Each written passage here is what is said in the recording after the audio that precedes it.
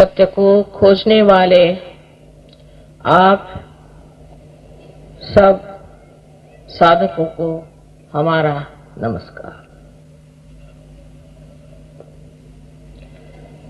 कल जैसे मैंने आपसे कहा था कि सत्य है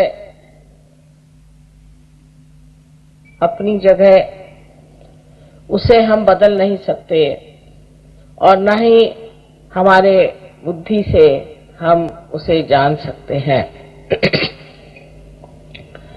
ये बुद्धि से परे जो सत्य है वो परम चैतन्य के रूप से चारों तरफ कार्यान्वित है, कार्य करता है। ऐसी बात तो अनेकों ने कही और आपने भी सुनी है, लेकिन आज तक किसी को प्रचीति नहीं आई, उसका बोध नहीं हुआ, किसी ने उसे महसूस नहीं किया। उसका कारण एक था कि उसे जानने के लिए अपने नसों पर हमें एक सूक्ष्म स्थिति प्राप्त होनी चाहिए, और वो सूक्ष्म स्थिति है आत्म साक्षात्कार, जिसके बारे में हर एक धर्म संस्थापकों ने, अवतरणों ने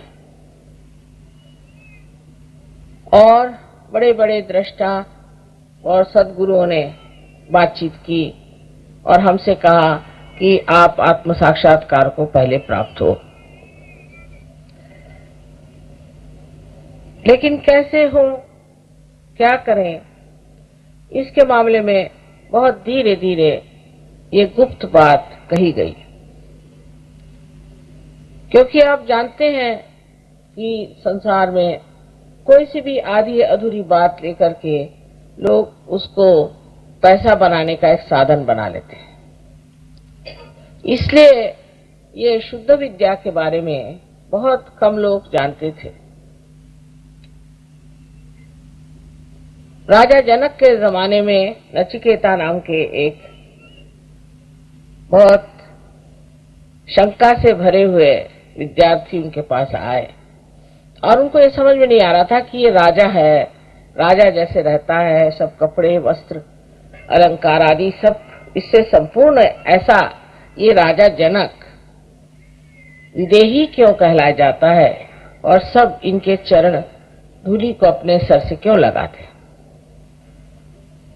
तो उनको इन्होंने कहा कि भाई तुम मुझसे सब मांग लो, मैं आत्म साक्षात्कार नहीं दे सकता, क्योंकि तुम बहुत शंका करते हो। ऐसे शंके वाले आदमी को आत्म साक्षात्कार देना कठिन। तो उन्होंने उनकी इतनी परीक्षा ली, उनके ऊपर एक बार तलवार अटका दी, रात भर की किसी वक्त भी गिर जाए और तुम सो, और हर तरह की चीजों से उनकी इतनी परीक्षा लेने के बाद कहते हैं कि उन्होंने उन्हें आत्म साक्षात्कार प्रदान किया। इसी प्रकार हमने जाना कि बुद्ध को, महावीर आदि सब ने आत्म साक्षात्कार की खोज की और प्राप्त किया।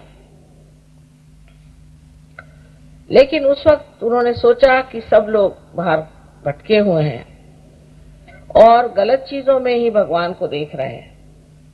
जैसे कि उन्होंने कहा कि आप इन चक्रों में देवता हैं, उनको आप जाने। उनकी बात जब चल पड़ी तो लोग बस कर्मकांड करने लगे। तो इन दोनों ने ही ये बात शुरू की कि भाई इसकी बात करने से कोई फायदा नहीं। अगर शहद को पाना है तो शहद ही की बात करो, फूलों की बात से तो गड़बड़ हो रही। तो उन्होंने कहा कि उस बात को अभी थोड़ी देर के लिए भुला दिया जाए, सिर्फ ये कहें कि आप आत्म साक्षात्कार को प्राप्त। और जब उन्होंने बहुत इस पर कहा तो लोग कहने लगे कि ये तो ईश्वर को मानते ही नहीं थे, इनका अनिश्वरवाद था। किंतु उस वक्त ये समय ऐसा था कि उन्हें ये बात करनी पड़ी, पर बात ही रह जाती, चाहे आप बात फूलों की करें या शहद की करें। जब तक आप स्वयं मधुकर नहीं हो जाते तब तक आप शहद तक नहीं पहुंच पाते। ये असलियत है। इसलिए आप सबको उस सूक्ष्म दशा में जाना चाहिए जहां पर आप इसका एहसास कर सकते हैं, इसको आप प्रतीत कर सकते हैं कि चारों तरफ आपके जो परम चैतन्य की दुनिया है और ये परम चैतन्य परमात्मा का प्यार चारों तरफ छाया हुआ, अणु रेणु हर जगह। और ये प्यार हमें इसलिए नहीं जान पड़ता क्योंकि हम अंधेरे के जाल में फंसे हुए हैं, या अज्ञान का जाल हमारे अंदर इस तरह से घुस पड़ा है। एक अंधा कुछ देख नहीं सकता, उसी प्रकार हम भी जो सत्य है उसे जान नहीं पाते।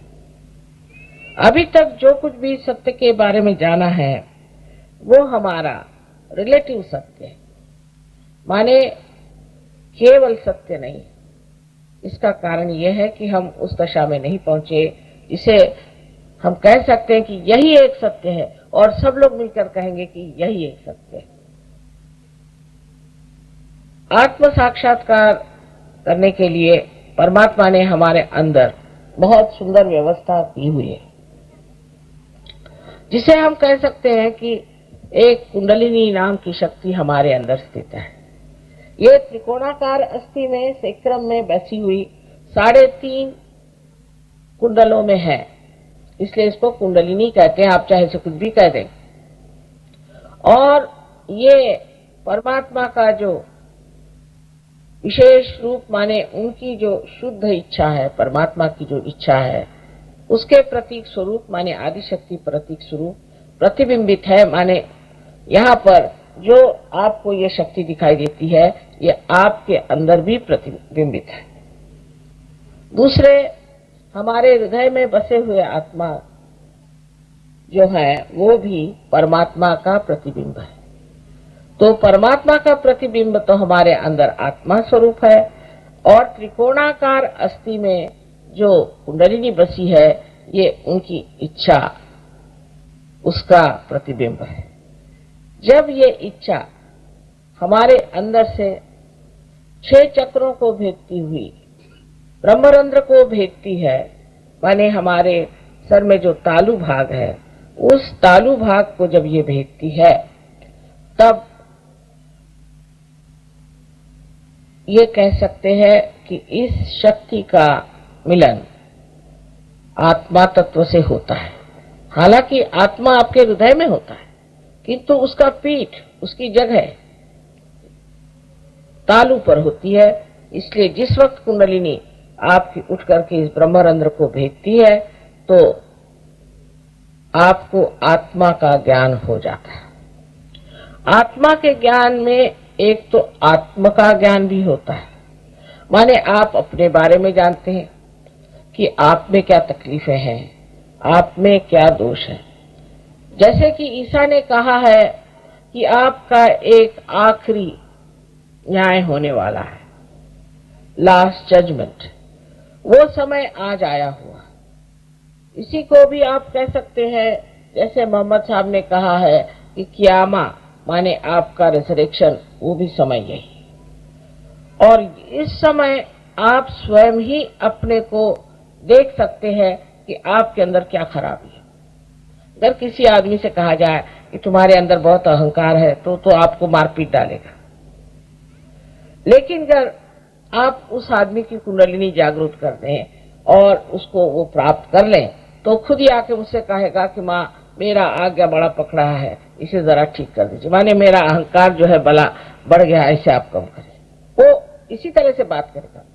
यही बात ईसा मसीह के 12 शिष्यों ने कहा था जब उनके अंदर वो कहते हैं कि cool bridge of the Holi ghost उड़े आने लगे। होली घोस्ट माने ही कुंडलिनी है। तो वो जब बातें करने लग गए तो वो चक्रों की बात करने लग गए। तो उन चक्रों की बात को सुन करके दूसरों ने सोचा कि ये क्या पागल हो गए, ये कौन सी भाषा बोल रहे हैं जो हमारे समझ में नहीं आती। चक्रों की भाषा आप तभी बोल सकते हैं जब आपसे ज्ञात हो, और उस ज्ञान के लिए आपको पहले आत्म साक्षात्कार को प्राप्त होना है, और इस योग को आपको पूरी तरह से ऐसा जमा लेना है कि फिर ये न हले। सब्सक्राइब कीजिए कुंडलनी जागरण को और प्रेस कीजिए बेल आइकन को, जिससे कि आपको मिल सके हमारी लेटेस्ट वीडियो सबसे पहले।